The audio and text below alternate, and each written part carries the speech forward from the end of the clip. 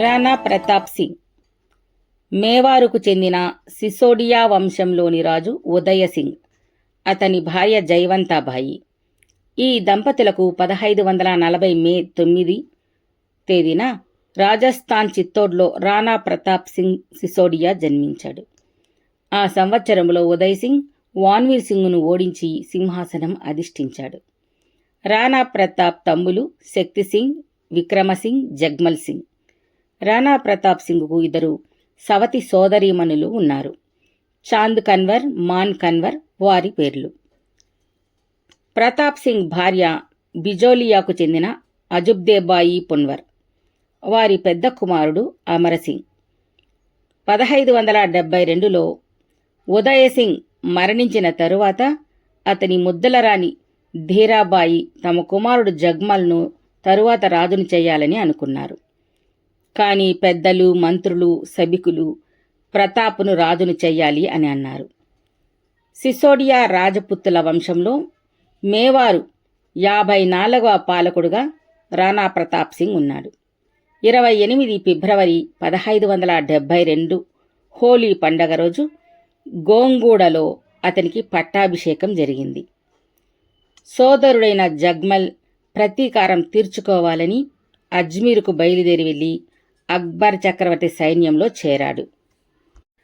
అక్బరు అతడికి సిరోహీలో కొంత భాగం ఇచ్చాడు.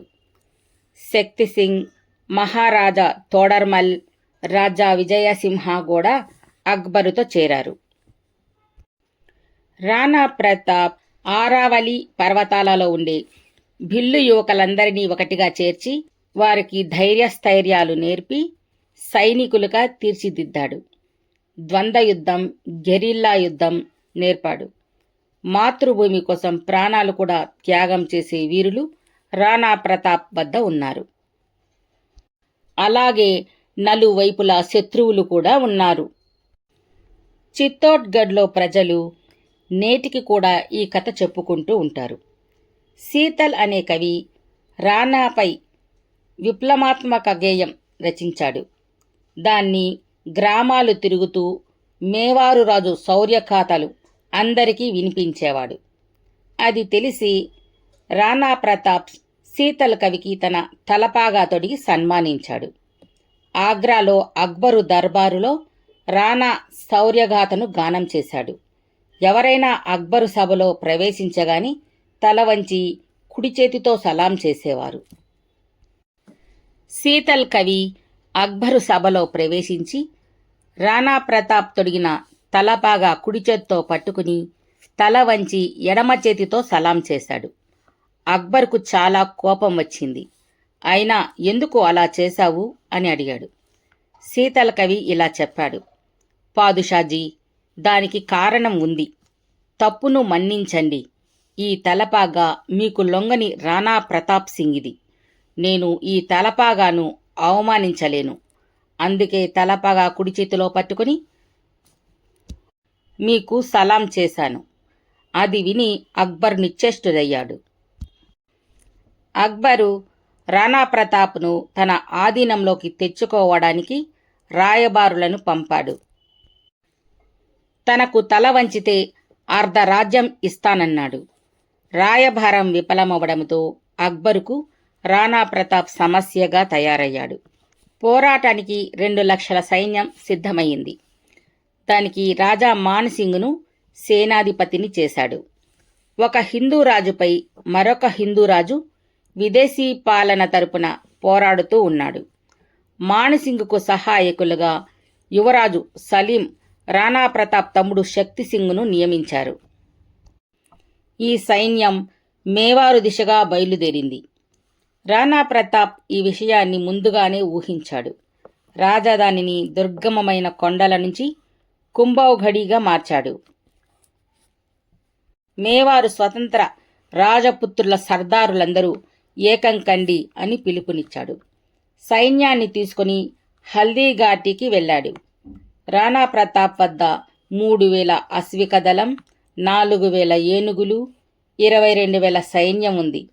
అక్బరు వద్ద 2 లక్షల సైన్యం ఉంది. రాణా ప్రతాప్ 7 అడుగుల 5 అంగుళాల పొడవు ఉంటాడు. 110 కిలోల బరువు ఉంటాడు. 80 కిలోల ఈటను ధరిస్తాడు. 72 కిలోల కవచాన్ని, 208 కిలోల 2 బరువైన కత్తులు, ఆయన ధరించే చెప్పులు 20 కిలోలు ఉంటాయట. హల్దీ ఘాటిలో 2 కొండల మధ్య ఇరుకైన త్రోవ ఉంది. మొఘలు సైన్యం ఆ త్రోవలోనే రావాలి. ఆ సమయంలో కొండలపై బిల్లు యువకులు ఉండి కింద సైన్యంపై బండురాళ్ల వర్షం కురిపించారు మరియు బాణాలతో దాడి చేశారు. హల్దీ ఘాటి యుద్ధంలో ఆఫ్ఘన్కు చెందిన చేతక్ అనే గుర్రంపై రాణా ప్రతాప్ సవారీ చేస్తూ యుద్ధం చేస్తూ ఉన్నాడు. చేతక్ ముఖానికి కవచం తొడిగేవారు. ఆ గుర్రం యుద్ధంలో విజయం కొరకు అవసరం అయినప్పుడు ఎత్తుకు కూడా ఎగరగలదు. రాణా వద్ద రామ్ ప్రసాద్ అనే ఏనుగు ఉండేది. అక్బరు రాణాతో పాటు రామ్ ప్రసాద్ను కూడా బంధించి తెమ్మని చెప్పాడట. యుద్ధంలో ఏనుగుకు తొండాలకు పదునైన కత్తులు కట్టేవారు. రామ్ ప్రసాద్ యుద్ధంలో కత్తితో తిరుగుతూ 13 ఏనుగులను చంపింది. ఆ యుద్ధంలో చిందిన రక్తం 300 సంవత్సరముల తరువాత పసుపు రంగులోకి మారిందట అక్కడి మట్టి. ద్వంద్వ యుద్ధం, గెరిల్లా యుద్ధం చేశారు బిల్లులు. బెలూన్ ఖాన్ రాణాపై యుద్ధానికి వచ్చాడు. రాణా బెలూన్ ఖానును గుర్రంతో సహా నిలువుగా 2గా చీల్చివేశాడు. తరువాత సేనాధిపతి రాజా మాన్సింగ్ను చంపాలని వెళ్ళాడు. చేతక్ గుర్రం పైకి ఎగిరి ఏనుగు ముఖంపై 2 కాళ్ళు పెట్టి నిల్చున్నది. రాణా ప్రతాప్ దెబ్బకు ఏనుగు, మావటి చనిపోయారు. మాన్సింగ్ కిందకు దూకి పారిపోయాడు. కాని ఏనుగు తొండానికి ఉన్న పదునైన కత్తి తగిలి చేతక్ కాలు తెగింది. ఈ సమయంలో రాణా ప్రతాప్ అక్కడ ఉండడం మంచిది కాదని సర్దార్ నాయకుడు ఒకరు, అతడు రాణాలా కనిపిస్తాడు. అతడు రాణా కిరీటము, కవచము తీసుకుని తొడుక్కుని వేరే దిక్కుగా వెళ్ళాడు. అది చూసి మొఘలు సైన్యం అతడిని రాణా అనుకుని అతడిని వెంబడించి వెళ్లారు. అలసిపోయిన రాణాను చేతక్ యుద్ధభూమి నుండి బయటకు తీసుకువెళ్తూ ఉన్నది. అయితే కొంతమంది అక్బర్ సేనాధిపతులు చేతకును గుర్తుపట్టారు, వెంబడించారు. చేతక్ ఆ రాళ్ల దారిలో వేగంగా పరిగెత్తుతూ ఉంది. రాణా కిరీటం ధరించి వెళ్లిన సర్దార్ ఆ యుద్ధంలో అమరుడయ్యాడు. వేగంగా ప్రయాణిస్తూ వెళుతున్న చేతకుకు దారిలో 27 అడుగుల వాగు అడ్డం వచ్చింది. కాని చేతక్ ఆగకుండా అదే వేగముతో పరిగెత్తి ఆ వాగుపైకి ఎగిరి అవతల వైపుకి దూకింది. తన ప్రభువును శత్రువులకి దొరకకుండా కాపాడింది. కాని కాలు తెగి ఉండడం వల్ల క్రిందపడి మరణించింది. రాణా గుర్రాన్ని వడిలో ఉంచుకుని దుఃఖిస్తూ ఉన్నాడు. తరుముతూ వచ్చిన మొఘలు సైనికులు వాగు దాటడానికి ప్రయత్నిస్తూ ఉన్నారు. ఇదంతా వారితో వచ్చిన రాణా సోదరుడు శక్తి సింగ్ చూశాడు. అయ్యో, గుర్రం తన ప్రభువును కాపాడాలని ప్రాణాలను అర్పించింది. నేను తమ్ముడిని అయి ఉండి కూడా చంపాలని శత్రువులతో చెయ్యి కలిపాను. ఛీ అనుకుని కత్తి దూసి తనతో ఉన్న మొఘలు సైన్యాధిపతులను చంపివేశాడు. రాణా ప్రతాప్ వద్దకు వెళ్లి కాళ్లపై పడ్డాడు. రాణా ప్రతాప్ తమ్ముడిని కౌగలించుకున్నాడు. ఎంతో కష్టపడి బందీగా దొరికిన రామ్ ప్రసాద్ అనే ఏనుగును అక్బర్ వద్దకు తీసుకుని వెళ్లారు. అక్బర్ దానికి పీర్ ప్రసాద్ అని పేరు పెట్టాడు. కాని స్వామి భక్తి గల రామ్ ప్రసాద్ 18 రోజులు ఆహారము, నీరు తినకుండా తాగకుండా మరణించింది. అప్పుడు అక్బరు, రాణా ఏనుగు కూడా తల వంచలేదు, ఇక రాణా ఏం తల వంచుతాడు అని అనుకున్నాడు. 1576 జూలైలో హల్దీఘాటి యుద్ధం రాజపుత్రుల పోరాట పటిమకు సాక్షిగా నిలిచింది. యుద్ధం అనంతరం అక్బరు సంస్థానంలో ఒక పుకారు పుట్టింది. అది ఏమిటంటే, రాణా ప్రతాప్ ఓటమిని ఒప్పుకుని అక్బర్తో కలుస్తున్నాడని బికనీరు రాజు పృథ్వీరాజ్ రాథోడుని పిలిచి చెప్పాడు. రాణా కలిసిపోయాడని అక్బరు చెప్పగా మౌనంగా ఉండిపోయాడాయన. అయినా మనసొప్పక రాణాకు ఉత్తరం రాశాడు. అడవిలో సింహం ఒకటైనంత మాత్రాన ఎలుకతో కలిసి ఉంటుందా? సూర్యుడు ఎప్పుడైనా మబ్బుల వెనక దాక్కుని ఉంటాడా? చేతక్ పక్షి భూమిపై పడ్డ నీరు తాగుతుందా? రాజకుటుంబం ఎప్పుడైనా వెధవలు అయ్యాయా? ఈ మాటలు విని నా గుండె కంపించింది అని ఉత్తరం రాశాడు. ఆ లేఖ చదువుకున్న రాణా ప్రతాప్ కళ్ళు ఎర్రగా చింతనిప్పుల్లా మారాయి. ఆకలి దప్పులు వదిలి మేవారు రక్షణ చేస్తాను, అవసరమైతే ప్రాణమైనా వదులుతా, మేవారును వదలను అని అన్నాడు. ఇది తెలిసిన అక్బరు ఇక రాణాను జయించటం కష్టమని దక్షిణాదికి వెళ్ళిపోయాడు. రాణా ప్రతాప్ 25 సంవత్సరములు మొఘలులతో పోరాడాడు. కుటుంబం సురక్షితం కోసం సింధుఘాటికి బయలుదేరాడు. దారిలో గతంలో మేవారులో మంత్రిగా పనిచేసిన భూమాషా తన సంపదను రాణాకు ఇచ్చి తిరిగి సైన్యం సమకూర్చుకోమని చెప్పాడు. ఆ సమయంలో రాణా ప్రతాప్ చిత్తోడుకు స్వాతంత్రం తెచ్చే వరకు బంగారు పల్లెంలో తిననని, మెత్తని పరుపులపైన పడుకోనని, రాజభవనంలో నిద్రించనని ప్రతిజ్ఞ చేశాడు. సామాన్య సైనికులలో ఒకడిగా ఉంటానని, ఒక్కొక్కసారి తినడానికి ఏమీ లేక గడ్డి రొట్టెలు తిన్నాడు.